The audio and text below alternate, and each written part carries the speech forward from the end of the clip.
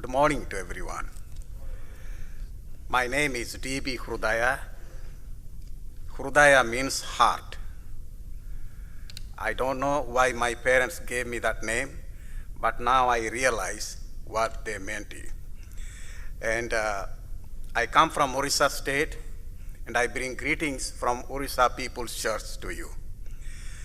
Until I came here, I did not realize that I am coming to Orissa People's Church. I mean, People's Church in Canada.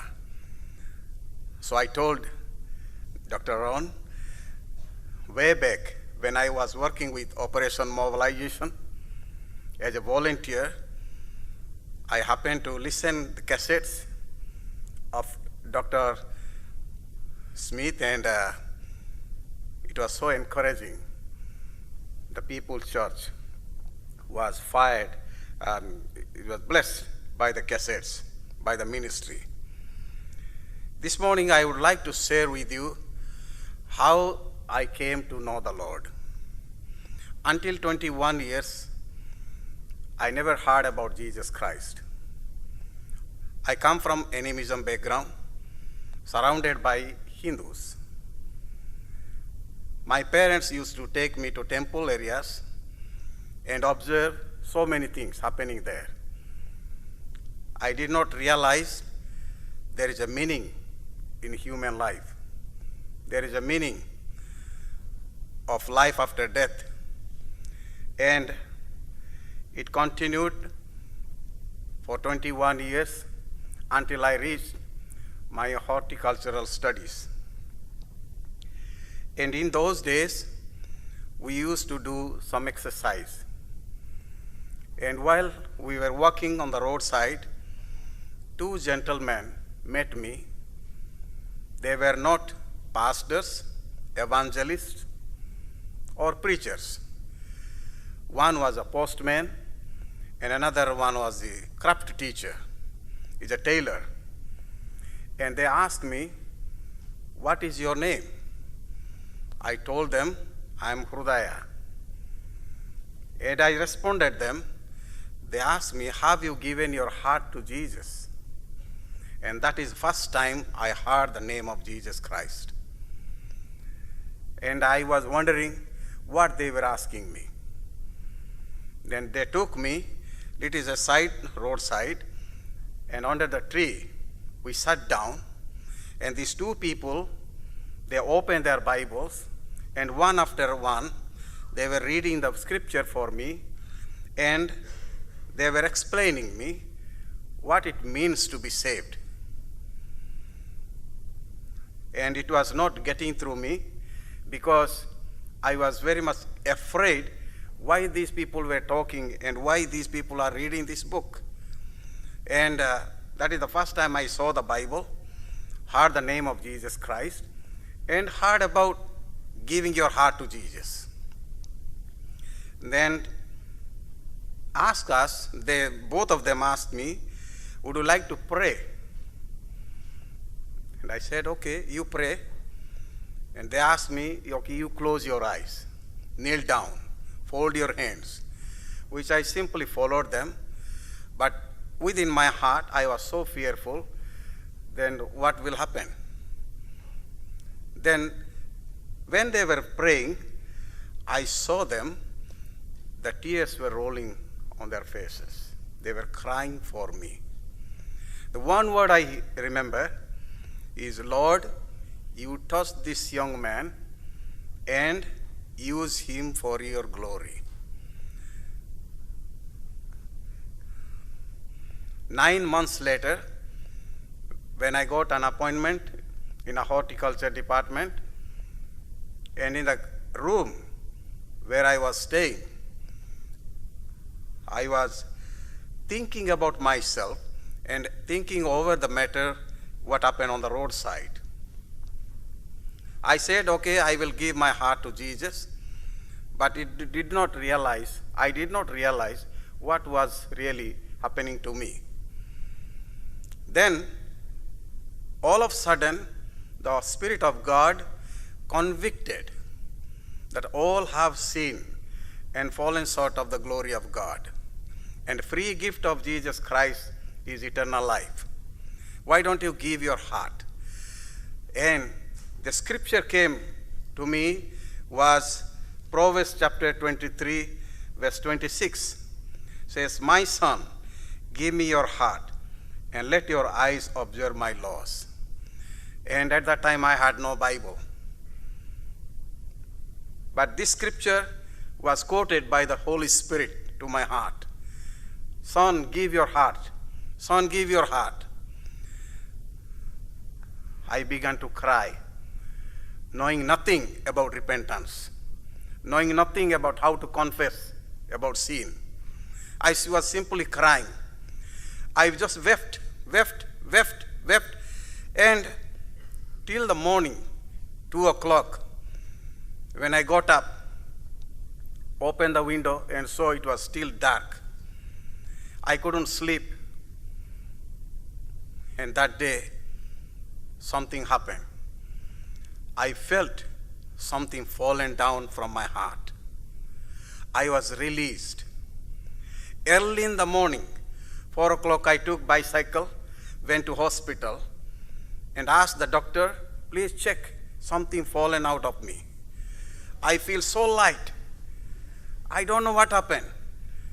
And doctor checked me and said, you are perfectly all right. Nothing wrong with you. My brothers and sisters, I experienced that deliverance on that day, and it was the grace of God. And I know today that salvation is Jesus Christ, and salvation belongs to God. And God is authorized to give salvation to everyone who believes.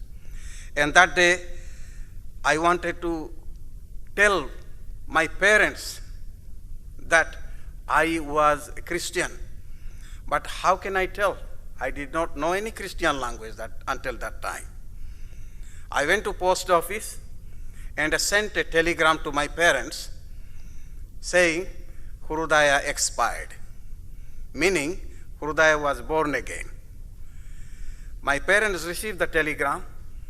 After 1 week, they came to my place where I was working, and they saw me alive. And I surprised, and they were also surprised. They scolded me. And I told them they were not Christians until that time. And I told them, I am a Christian now. My parents thought I become mad. Why did I become Christian? They scolded me, and I said, okay, that was what happened. I simply told you, Jesus has changed my life, and I believe Jesus Christ. My parents left, and until 2 years from that day, I had no connection with my parents. My relatives, my friends, they thought I become outcasted because I was Christian.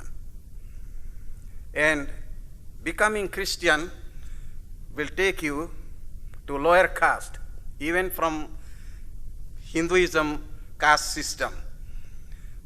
The Dalit is the lowest caste, untouchable caste, but becoming Christian is more Dalit. You are double Dalit. So I said, okay, that is a privilege for me to become a Christian. Just to cut short that story, I was so happy, and I was looking for a Bible. A man, a driver from Andhra Pradesh, working in another office, he said, why don't you take this New Testament? He gave me New Testament, and that New Testament was a property for me. I began to read, and 18 hours in a day, I was reading, and I was so enjoying that book, New Testament. Then somebody told me, okay, you must get an Old Testament. I got the Old Testament and read it, and finally I felt in my heart that it is not sufficient. I need to learn something more. And by God's grace, I happened to join with Operation Mobilization team, and the leader invited me for 3 days Bible study. You come and join with three days only. And that 3 days went on 7 years. And 7 years, I was responsible for leading the work in the state of Orissa. And by God's grace, I have experienced that God, one who has called me, is faithful to keep me till the last. And after many years, during Operation Mobilization time, our job was to distribute literature, preach the gospel, winning the souls. And Lord helped me to lead many souls to Christ. But at the time, there was no follow-up work. There was no church planting work in the whole state. Even including Operation Mobilization, they said, we cannot plant churches because that is not our policy. And if you want to plant churches, you must leave Operation Mobilization. And prayerfully, I conveyed that my desire to the OM leaders, and prayerfully they released me to plant the churches. But I did not know how to plant the churches. I only knew how to preach and how to win people to Christ. Then how to plant a church, I had no idea. My wife and myself, we went Yothmal Bible College to be educated on the mission areas. And by God's grace, after returning from there, both of us, we got involved in church planting work. And we have seen how the Lord moves among the people. And today, we have 300 churches, congregations, not the buildings, and 700 house churches.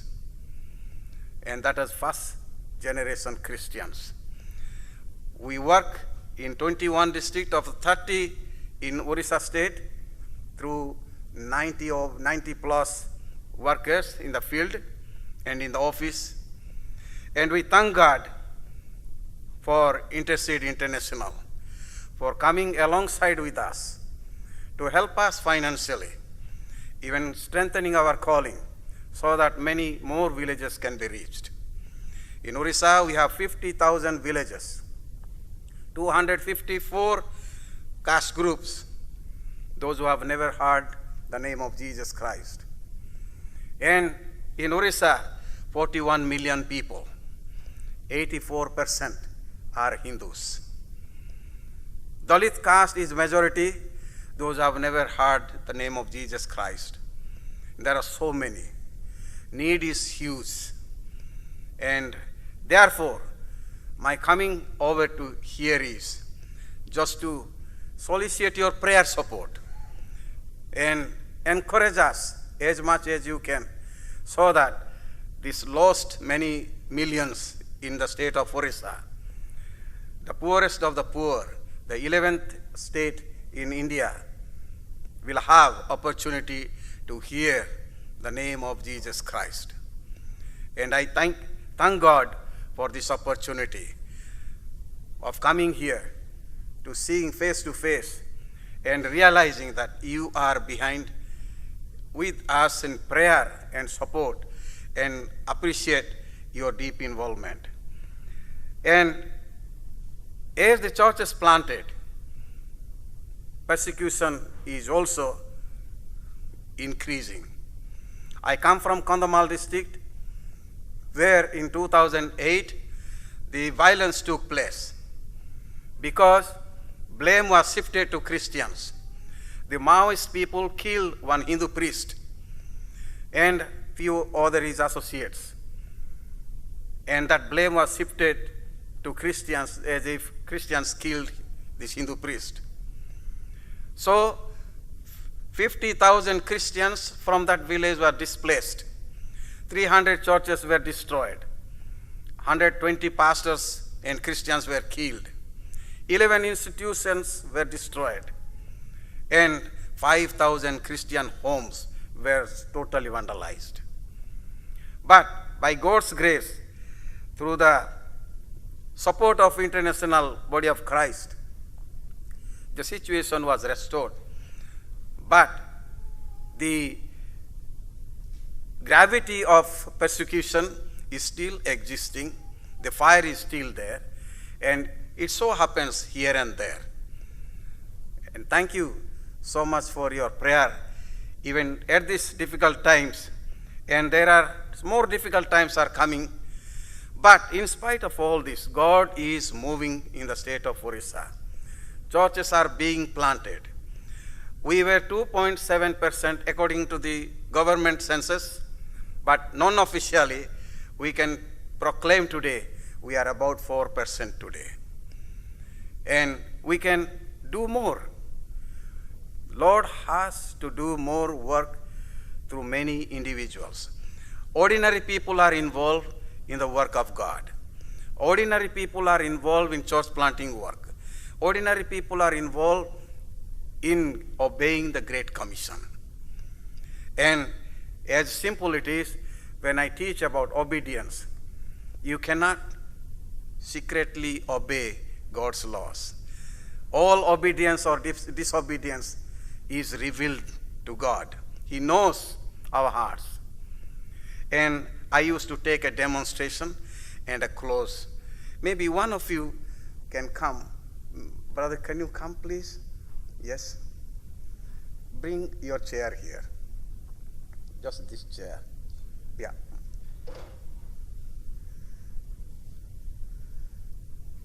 Please keep there. Thank you. No, just. Please be seated on the chair. Okay. Okay. Sit like a king or prince. You have not seen a prince or king? Okay. Fine, that is fine. What happens? What did happen? What did you see? Did you see obedience? Yes? What is the meaning of obedience? What is the meaning of obedience? Yes. Just do as it is told, isn't it? I just simply ask him, bring your chair and sit. This is a simple obedience, childlike obedience. Okay, let's do another obedience. Stand up on the chair, please. Yes, yes. Stand. Okay. Hold your ears. Okay. Put your right leg on your left thumb. Left leg. Yeah, like this. Okay. And bend like this. Okay. What did you see? What did you see? Did you see pain? Okay. This is called obedience in pain. Okay? Okay, calm down. No.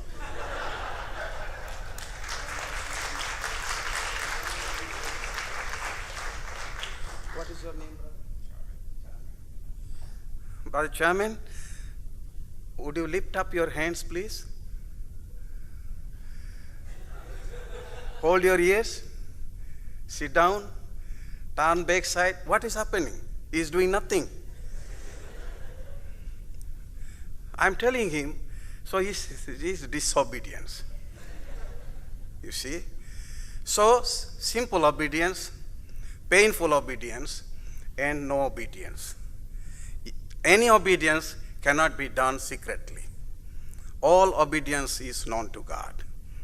Brothers and sisters, when God taught me, He knows my heart, means He knows my obedience. If I'm obeying Him, then I'm loving Him. If I'm obeying Him, I'm loving Him. If I'm loving Him, I'm obeying Him, and through the Word. Thank you for listening. God bless you.